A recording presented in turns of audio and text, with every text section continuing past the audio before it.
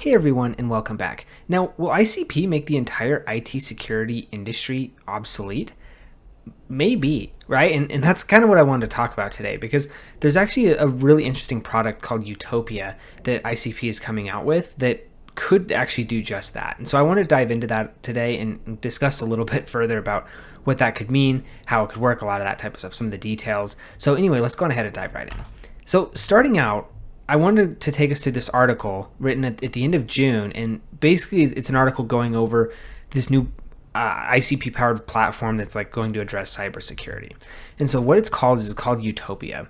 And the challenges that Utopia is essentially looking to solve is two things: government sovereignty and then rising cybersecurity threats.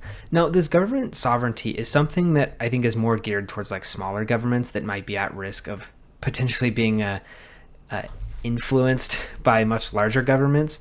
And so what Utopia is aiming to do is it's essentially aiming to help governments attain sovereignty through AI, but the recent lack of digital assets guidance suggests that governments might not be ready or willing to fully embrace the technology. And essentially what this is meaning is, obviously, there is kind of an AI arms race going on. And so some of these smaller governments, may not be totally informed, or at least maybe even confident about the ability or willingness to kind of integrate AI more into their governments. And so Utopia is essentially a platform that's kind of hoping to try and push that along. And so that's something that, they're looking to kind of help out with. The other thing, and I would say probably the more like near term thing that people I think can kind of relate to, is rising cybersecurity threats. And so what we can see is there's obviously, I think everybody kind of knows this, but there's been a rise in cybersecurity threats, and we can see there was a recent one on London hospitals involving almost 400 gigs of patients' personal data, which obviously, is a big deal. So far in 2024, we've seen almost 9,500 publicly disclosed data breaches that have exposed almost 36 billion records, most including essentially kind of the things we'd expect, right? Defense, utilities, financial, like services, all that type of stuff. And so this is something that is obviously a big and only growing problem. And so ICP is looking to solve this with Utopia. And so we'll discuss, we're going to dive in and essentially discuss a little bit more of what Utopia is and how it works. But what I wanted to point us out to first is this is just the ICP website. And the thing that they have up here in this top right corner, it's like an AI assistant, which is really, really helpful. This is something that I really appreciate that ICP have done, because obviously ICP is a massive and very, very complex project. And so there's a lot to learn and there's a lot to read through. And sometimes it can be really confusing and hard to know where to even start, right? And so the fact that they have this AI assistant is super, super useful. You can see I didn't even do anything, right? I just went and typed in Utopia and then it came through and gave me a whole really actually pretty detailed breakdown of what Utopia is, how it works, why it works, all this type of stuff. And then it gave me a whole bunch of different sources as to where it pulled this information from. And so the one I want to go into is this one, the future of IT, secure compute without cybersecurity. And this was actually written by Dominic Williams. And so Dominic Williams is the head of ICP. And so, it's only a 3-minute read. It's a pretty short read. Obviously, it's coming, straight from the horse's mouth, so to speak, because Dominic Williams obviously is kind of the one leading the vision of where we're going here. And so what I want to show is actually just kind of something at the very bottom. It's a summary of sorts, I would say. Obviously, if you're looking to kind of read the whole thing, definitely just come to the Medium article and check it out. But what we can see at the end of this article is we can see, Dominic says, later this year, you will hear more about Utopia technology, which stands for Unstoppable, Tamper-Proof, Open Platform for Independent Autonomy.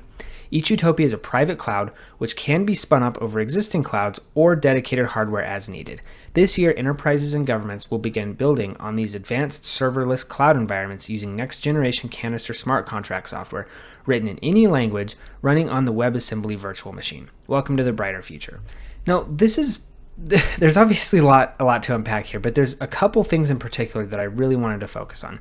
Now, the big one that I wanted to focus on, that is kind of the main thing, obviously, is the whole kind of concept of it, right? This theoretically could kind of remove the need for internet or IT security, right? Because right now, hacks within systems or the cloud or things like that are a very prevalent risk so far.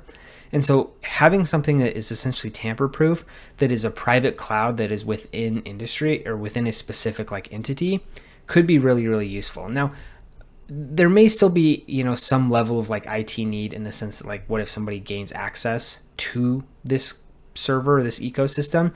That could be something that, may potentially still need to be addressed. But that's something that, obviously there's a lot of, like, from like a hacking perspective, this could be, decreased a decent bit. The other thing that is important to note here is you have the ability to create a private cloud, which can be spun up over the existing network. So for example, if I wanted to spin up a cloud for my own company, I wouldn't need to worry about buying the hardware and then getting the expertise and the know-how to get people to set it up and all that type of stuff. There's a lot of like other costs that go into setting up those types of network. ICP will essentially could handle that, but there also is the flexibility of keeping the dedicated hardware. And that's important because generally, like with particularly militaries, maybe even some larger governments, more secretive government agencies or sensitive government agencies, I guess you could say, some of those may want their own dedicated hardware just to decrease any like imaginable security risks as possible. So that's another good thing that I think they could see. Another one that I wanted to call out too is this written in any language. One thing that I consider to be one of the biggest like barriers to adoption for Web3 is the fact that, at least as Web3, or as most people know Web3 currently, you need to essentially know Solidity, right, to be able to do anything with the dApp. And so the fact that ICP is allowing essentially people to use like just normal languages like JavaScript, CSS, the stuff that like basically any computer programmer knows, this is really, really important, because there's now no longer really any barrier to entry to go in and start using this type of technology, which in my opinion is super, super important. The barrier of like having to know a different language or have a set of people or whatever that know that different language, in my opinion, is a pretty steep like barrier to entry. And so if ICP can remove this is going to be something that's going to be massively useful to them and their ecosystem. So overall, there's a lot to unpack here, but I think the biggest thing to take away from this is there's a lot of flexibility that comes within being able to use this type of system. And also it could make people a lot more efficient. Now, one thing that I plan on covering in a future video is kind of like the cost of ICP versus running some sort of like Google or AWS or something like that. And one thing that is going to play into this calculus is the security, right? Because when you have Google or AWS or whatever, they don't necessarily have any like security guarantees. It's kind of your problem to secure your own information. And so the fact that ICP kind of has this as like a built-in perk is worth something, right? So even if ICP is more expensive than like a Google or an AWS or something, it may still be worthwhile to consider ICP just because of the security guarantees. Because not only is there a cost, there's also like a business risk too. Depending on what kind of business you're in, a security breach can be massively damaging for your business. And so this is something else that I think people maybe don't consider as often as they could or should, and is something that could be, definitely very impactful. So anyway, hopefully you found the information in this video useful. If you did, please do give us a like and subscribe. It really does help us out, get pushed further into the algorithm and grow the channel.